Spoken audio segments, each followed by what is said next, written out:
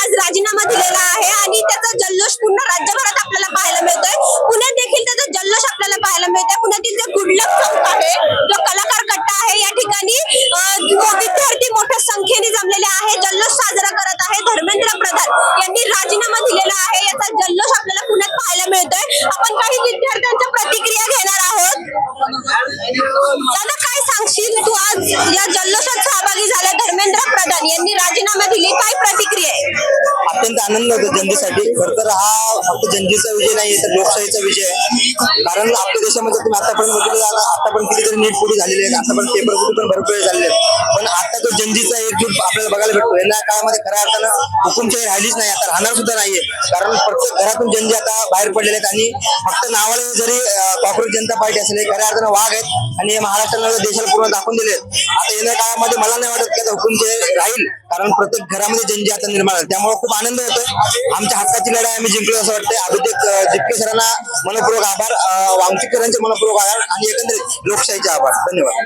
खरं तर जेनजीला नेहमी लोक बोलतात की जेनजी पिढीला काही ना काहीतरी बोलतो, आपण नेहमी ऐकतो. मात्र जेव्हा जेनजी एकत्र येते तेव्हा एक मोठा लढा सुरू होतो, आज लढा होतो. आपण पाहिलंय या 35 दिवसांमध्ये जेनजीनी प्रत्येक राज्यभरामध्ये आंदोलनं पाहिली, मोर्चे पाहिले आणि त्याचा आज फळ देखील भेटले. धर्मेंद्र प्रधान यांचा राजीनामा झालाय. एकंदरीत आम्ही सगळे जनजी भगतसिंगला फॉलो करणार आहेत, त्यामुळे आम्हाला लढाया ह्या कराव्याच लागणार आहेत. आणि ज्यावेळेस जनजी तुम्ही जर बघितलं तर मायेने कवटाळून घेणार सुद्धा आम्हीच आहोत आणि ज्यावेळेस आमच्या अन्यायावरती लढणार सुद्धा आम्हीच आहोत. आणि खरं तर या जनजीला जर तुम्ही डोळसण्याचा प्रयत्न केला तर हे जनजी घरात घुसल्याशिवाय राहणार नाहीत आणि लोकशाहीला ताब्यात घेतल्याशिवाय राहणार नाहीत. आणि आमची लढाई फक्त इथपर्यंतच मर्यादित नाही. आता येणाऱ्या काळामध्ये दिल्लीचे तख्त राखतो महाराष्ट्र माझा नाही, तर दिल्लीच्या तख्तावरती पैसे तो महाराष्ट्र माझा, असा येणाऱ्या जनतेचा आमचा नेम आहे. तर येणाऱ्या काळामध्ये जनजी तुम्हाला काय करते दिसून जाईल, त्यामुळे फक्त देखते राहू. वाटत नाही शिक्षणासारखा महत्वाचा मुद्दा आहे. इतके दिवस जर विद्यार्थ्यांना आंदोलन करावे लागतात, मोर्चा करावे लागतात, इतका महत्वाचा मुद्दा आहे. सरकारने पहिल्या दिवशी यावर काहीतरी त्यांचा राजीनामा घेतला असता तर इतके दिवस लागलेच नसते. नक्कीच. खरं तर सरकार जर एवढा वेल एज्युकेटेड असला असतं, सरकारच्या सिस्टम मध्ये बसलेले लोक जर एवढे वेल एज्युकेटेड असले असते तर खऱ्या अर्थाने आंदोलन किंवा मोर्चे करण्याची वेळ झाली नसती. मुळात हे सरकार खरं तर वेल एज्युकेटेड नाहीये. सरकारमध्ये सिस्टम मध्ये बसलेले लोक कुठेतरी ते वेल एज्युकेटेड नाहीये, अंगुठा छाप लोक आहेत आणि त्यांना फक्त आमच्या जनजीला फक्त धर्माच्या नावाखाली भडकवलं जातं. धर्माच्या नावाखाली आम्हाला फक्त जोगवा बांधण्याचं काम इथली व्यवस्था आम्हाला केली जाते. पण आता प्रत्येक जनजीला आम्हाला कळालंय, प्रत्येक पोराला कळालं एज्युकेशनचं महत्व. आता येणाऱ्या काळात मॅडम तुमच्या न्यूज रिपोर्टच्या माध्यमातून आम्ही सांगू इच्छितो, येणाऱ्या काही 2029ला या निवडणुकीमध्ये फक्त आणि फक्त राज्य करणारे जनजीच असतील. म्हणजे युवा पिढी, आमच्या देशामध्ये तुम्ही राज्य दिला, आमच्या देशामध्ये आमच्या हातात तुम्ही युवा पिढीमध्ये जे जनजी ठरवतील ते सध्या राहुल गांधी आमच्या पोराला फॉलो करेल, जो कोणी आमच्या भगतसिंगाला फॉलो करेल, जो कोणी पुणे शाहू आंबेडकरांचे विचार घेऊन या महाराष्ट्रामध्ये आणि देशामध्ये निश्चित त्यांचा विजय होईल. एवढं काय सांगशील? आज या जल्लोषात सहभागी झाला आहे, विद्यार्थी आहेत, ते आंदोलन करतायत, मोर्चे करतायत. आज धर्मेंद्र प्रधान यांचा अखेर राजीनामा झालाय, काय प्रतिक्रिया? आपण जर सगळीकडे बघितलं, सगळीकडे आनंदाची लहर आहे. सगळ्या विद्यार्थ्यांना आनंद होतोय, मला वैयक्तिक सुद्धा खूप आनंद होतोय. 35 दिवस लागले सरकारला विद्यार्थ्यांचा आवाज तिथपर्यंत पोहोचण्यासाठी. 35 दिवसानंतर धर्मेंद्र प्रधान यांनी राजीनामा दिला. मग इतक्या दिवस सरकार करत काय होतं? सरकार इतके दिवस करत होतं लाठीचार्ज. लोकशाहीच्या मार्गाने जर विद्यार्थी आंदोलन करत असतील तर हे सरकार त्यांच्यावरती लाठीचार्ज करत होतं. 2014च्या आधीचं जे सरकार होतं त्या सरकारमध्ये अकाउंटेबिलिटी नावाचा हा प्रकार होता. पण 2014च्या नंतरचं सरकार जर आपण बघितलं तर त्यामध्ये अकाउंटेबिलिटी हा नावाचा प्रकारच नव्हता. त्यांना जर विचारलं राजीनामा तर ते बोलायचे की राजीनामा आमच्या त्याच्यामध्ये होत नाही. तर मग आज त्याचा कुठेतरी प्रभाव सरकारवरती पडलेला असावा, त्याच्यामध्ये त्यांनी राजीनामा दिला. तुला काय वाटतं? फक्त आता आज धर्मेंद्र प्रधान यांचा राजीनामा झाला, असं वाटतं की असे राजीनामे घेऊन प्रश्न सुटतील असं वाटतंय? पुन्हा असं होणार नाही असं वाटतंय? असं तरी होणार नाहीये की फक्त एकाचा राजीनामा घेऊन आपल्याला सिस्टम नीट करता येईल. असं कधीच होत नाही की एका व्यक्तीने राजीनामा दिल्यानंतर सिस्टम हे चांगलं होतं. ही पहिली पायरी आहे की आपण सिस्टम चांगल्या करण्याच्या दिशेने आहोत असं मला वाटतं. तू काय सांगशील दादा? आज जल्लोषात सहभागी झाला आहेस, काय भावना आहेत? नक्कीच खूप जास्त आनंद होतोय. एकतर आमच्या जनरेशनला सगळ्यात जास्त असं म्हणण्यात आलं की कसे तरी कपडे घालतात, ते काहीतरी रील्सच बनवतात, त्यांना देशाचं काही नाही. पण खरंच या प्रोटेस्टच्या माध्यमातून की या जनरेशनला देशाचं महत्व आहे, ते देशाच्या व्यवस्थेमध्ये काही जर गोष्टी होत असतील, दुष्परिणाम त्याचे दिसत असतील, तर त्याच्या विरुद्ध लढतं आणि लढून जिंकतं. शिक्षणामध्ये घोटाळे होत होते, पेपर लीक होत होते, कुठल्या पोलीसवाल्यांचे देखील पेपर लीक आहेत, जे आमच्या सोबत काल प्रोटेस्ट मध्ये होते, ते सुद्धा म्हणतात की आमचे पण पेपर फुटतात. तर या सगळ्याला आम्ही कंटाळलो होतो. त्याच्या पलीकडे 22 आमच्यासारखे विद्यार्थी आत्महत्या करतात, याचं दुःख आमच्या मनामध्ये होते. मग आम्ही लढलो आणि आम्ही सरकारला राजीनामा द्यायला भाग पडला. आणि आज आनंद होतोय की आम्ही नाही जिंकलो, तर आमच्या बरोबर देशाचं लोकतंत्र जिंकले, इथली लोकशाही जिंकले, देशाचं संविधान जिंकले आणि देशाने परत दाखवून दिले की युवा एक लक्षात घ्या, इतिहासामध्ये कम्प्लीट इंडिपेंडन्सची मागणी युवांनी केली, भगतसिंग आणि त्यांच्या मित्रांनी केली. आज सुद्धा अन्यायाविरुद्ध पहिली डरकाळी, सगळे अस्वस्थ आहेत या प्रशासनाच्या. काही गोष्टींवर शेतकरी अस्वस्थ आहेत, स्त्रिया अस्वस्थ आहेत, बलात्काराचे प्रमाण तुम्ही बघा, सगळे अस्वस्थ आहेत. पण पहिली डरकाळी न्यायाच्या शिक्षणाच्या माध्यमातून युवकांनी फोडली आणि त्यांना यश देखील मिळालं, राजीनामा देखील दिला, अकाउंटेबिलिटी घेण्यात आली, जबाबदारी घ्यावी लागली. या गोष्टीचा खूप जास्त आम्हाला आनंद वाटतो आणि अभिमान वाटतो. केंद्रीय शिक्षण मंत्री म्हणून तुझं वैयक्तिक मत काय, कुणाला पाहायला आवडेल?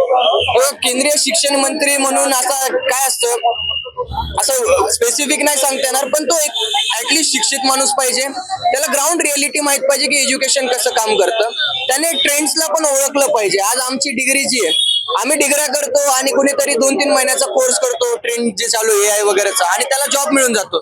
सो ज्याच्यात धमक आहे की जो रिफॉर्म्स आणू शकतो, ज्याच्यात धमक आहे की युवकांची परिस्थिती आणि चाललेले ट्रेंड्स याच्यामध्ये एज्युकेशन सिस्टमला मोल्ड करता येईल, त्यांनी बनावं आणि त्यांनी एज्युकेशनसाठी पैसे मागावेत. आज नीटच्या विद्यार्थ्यांना काय एवढा त्रास सहन करावा लागतोय? त्या नीटच्या पेपरच्या GR मध्येच लिहिलेलं आहे, जेव्हा तुम्ही फॉर्म भरता, की 150 पेक्षा जास्त ज्याला मार्क्स पडतात तो प्रत्येक व्यक्ती इलिजिबल आहे डॉक्टर होण्यासाठी. मग 600-700 मार्क्सची कॉम्पिटिशन का होते? कारण की गव्हर्नमेंटने पैसेच खर्च केले आहेत, मेडिकलचे कॉलेजेसच एवढे नाहीत, विद्यार्थी आहेत 10-15 लाख, सीट्स अवेलेबल आहेत 2-3 हजार. मग वाढतं प्रायव्हेटायझेशन वाढल्यानंतर मग शेतकऱ्याची पोरं कर्ज काढून जे ते क्लासेस करा, हे करा, 1-1 कोटी रुपये लागतात, ते अपयश आहे. असा शिक्षण मंत्री झाला पाहिजे जो एज्युकेशन साठी बजेट मागणार, होईल तेवढे. असा या देशाचं सिनेरिओ बदलायचंय.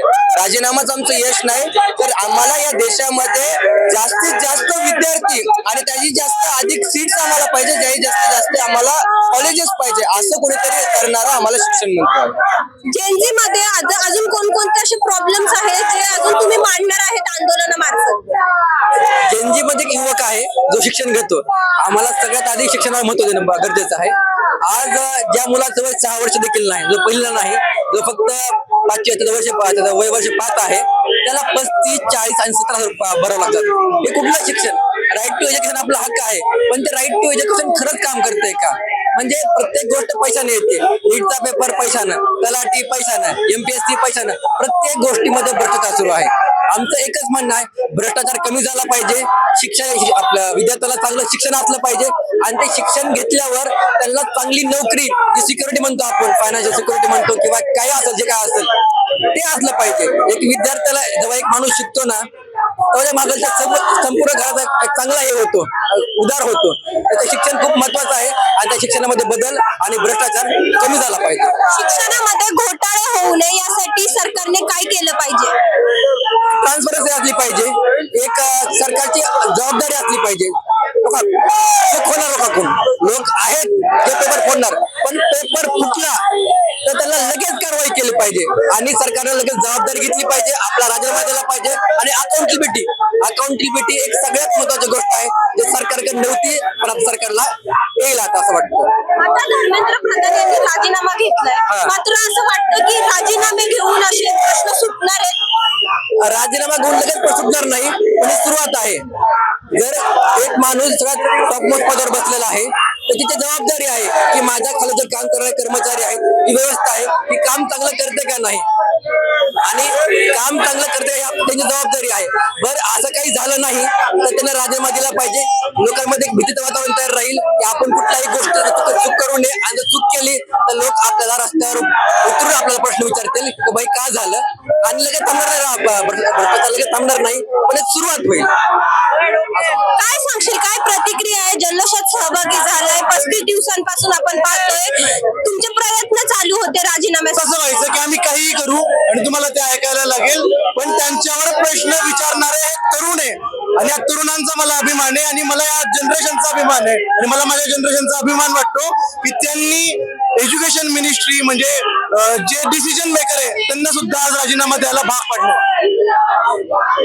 काय सांगशील जेव्हा धर्मेंद्र प्रधान यांनी राजीनामा तर दिलाय, तुला शिक्षण मंत्री म्हणून कोणाला पाहायला आवडेल? नाही कोणी असो, मी पहिले पण तेच सांगितलं, बीजेपीचा असो, काँग्रेसचा असो, इथल्या कुठल्याही पार्टीचा असो, पण जेनझीने शासनकर्त्यांच्या मनात जी भीती घातली आहे की जेनझी कडे आता सगळे शासनकर्ते लक्ष देतील आणि कुठलाही नियम आणायचा आणि तो विद्यार्थ्यांना थोपवायचा असं चालणार नाही आणि जेनझींच्या प्रश्नाकडे आता शासन दुर्लक्ष करणार नाही आणि आमच्या तरुण पिढीच्या प्रश्नांकडे शासन दुर्लक्ष करणार नाही आणि त्याकडे वैयक्तिकरित्या शासन लक्ष दिलं ही अपेक्षा करतो. तुला असं वाटतं जेनजीनी जे एवढे दिवस आंदोलन केले त्याच्या दबावाखाली सरकारने आज हा निर्णय घेतलेला आहे?